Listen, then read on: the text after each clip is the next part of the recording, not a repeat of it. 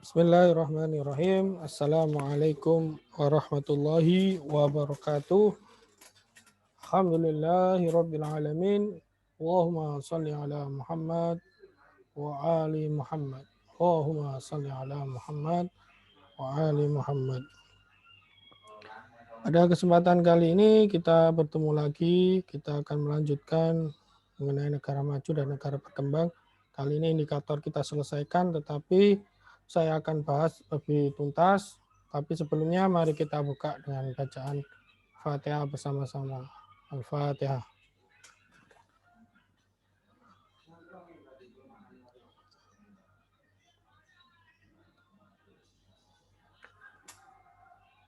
Oke anak-anakku, salah satu indikator dari negara maju adalah standar hidup yang dilihat dari pendapatan per kapita, kesehatan, pendidikan, angka kematian bayi, dan angka harapan hidup serta pekerjaan.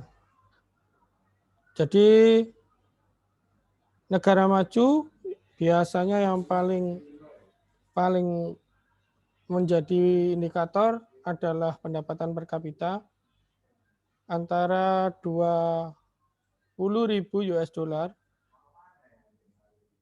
atau lebih, ya 20.000 lebih pendapatan per kapitanya.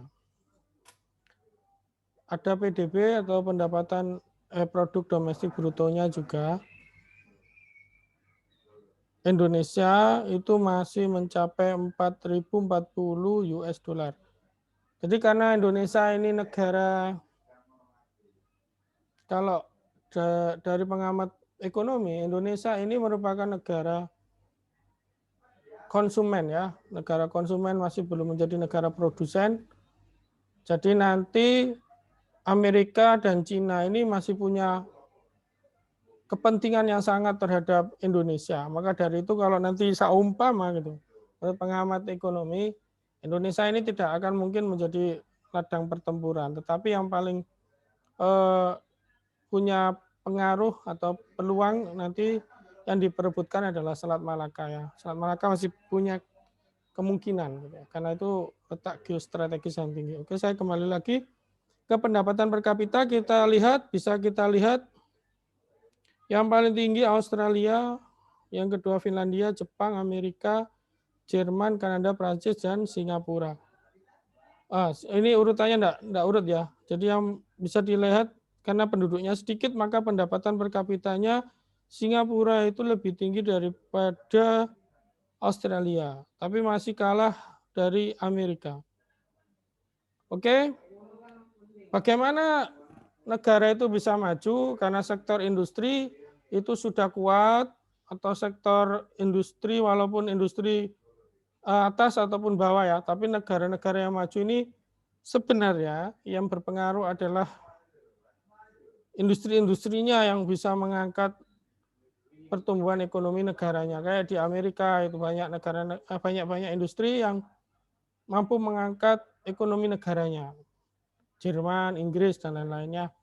Oke, untuk pertumbuhan ekonomi ini, semakin negara itu maju, maka pertumbuhan ekonominya itu tinggi. Kenapa kok tinggi? Karena perputaran uang yang ada di sana itu juga tinggi. Banyak lapangan pekerjaan dan lain-lain, sehingga pendapatan negaranya itu tinggi.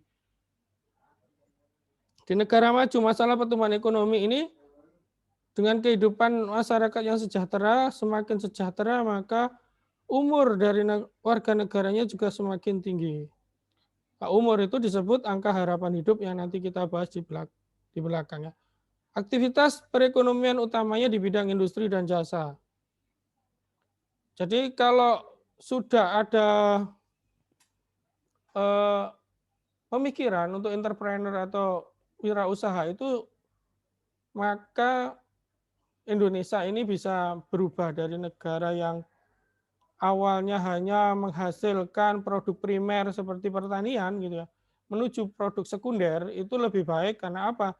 Nanti produk sekunder ini mampu bersaing dan bisa diekspor ke negara-negara yang lain.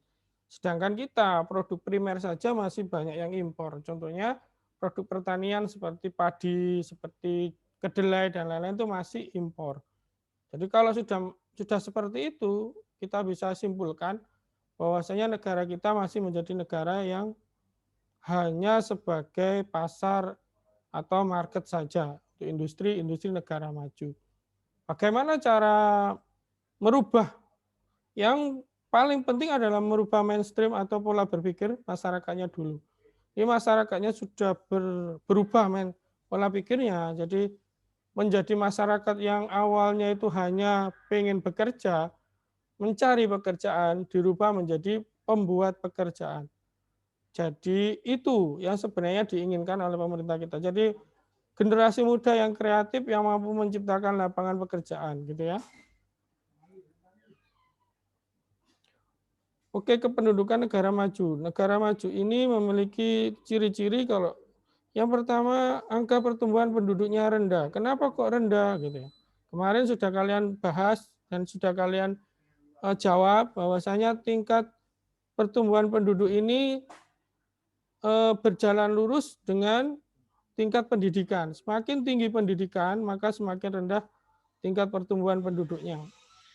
Kesadaran untuk mengatur, bukan kesadaran untuk menekan, tapi mengatur. Jadi jaraknya bagaimana antar anak satu dengan anak yang berikutnya gitu ya. Yang kedua, angka kematian penduduknya per tahun rendah. Karena kesehatannya sudah, jadi kebahagiaan itu kunci dari panjang umur. Kalau hidup kita bahagia, maka kita akan panjang umur.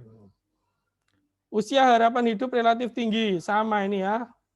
Tingkat pendidikan relatif juga tinggi, tingkat penganggurannya rendah. Ini karakteristik penduduk negara maju. Nanti berkebalikan dengan negara berkembang. Kalian balik saja. Teknologi. Nah, kemarin sudah kita jelaskan juga teknologinya juga sangat tinggi. Dan persebaran negara maju itu di benua Eropa ada di Inggris, Prancis, Belanda, Jerman, Swedia, Norwegia, Spanyol, Finlandia, Denmark, Belgia, dan Swiss. Mungkin ada negara-negara di Eropa juga yang akan menjadi negara maju. Jadi negara itu bisa rankingnya naik, bisa rankingnya turun gitu ya, sama. Di Asia juga ada negara-negara yang sudah menjadi negara kuat. Contohnya secara ekonomi, Jepang, Korea Selatan, Singapura. Kenapa Cina kok tidak masuk? Nah, Cina ini karena penduduknya sangat banyak ya, jadi untuk pemerataan ekonominya masih belum bisa, tapi menjadi produsen juga yang ditakuti oleh Amerika. Benua Amerika ada Kanada, Amerika Serikat, Afrika itu hanya satu, yaitu di Afrika Selatan, Australia di Selandia Baru. Oke, pemaparannya seperti itu. Untuk negara berkembang itu ada masalah-masalah yang akan dihadapi. Yang paling banyak masalah kependudukan di negara berkembang adalah tingkat pertumbuhan penduduk, yang kedua pekerjaan ya, lapangan pekerjaan. Oke, untuk di Indonesia ini tingkat penganggurannya masih tinggi. Nah, untuk tugasnya kalian nanti akan mencari yang pertama kenapa atau faktor-faktor apa yang menyebabkan pengangguran di Indonesia masih tinggi. Yang kedua, kalian mencari kira-kira solusi atau jalan keluar, kira-kira apa yang bisa dilakukan pemerintah untuk mengatasi pengangguran di negara kita. Oke, nanti jawabannya seperti biasanya bisa diketik, bisa ditulis tangan, difoto, dan dikirim. Untuk beberapa anak-anak yang kemarin belum mengumpulkan tugas, saya harap juga nanti bisa menyusul untuk mengumpulkan tugasnya. Di rumah tetap belajar, tetap semangat, dan saya akhiri dengan hamdalah, alhamdulillahirabbil alamin. Sampai berjumpa kembali di pertemuan yang akan datang. Billahi taufiq wal hidayah. Assalamualaikum warahmatullahi wabarakatuh.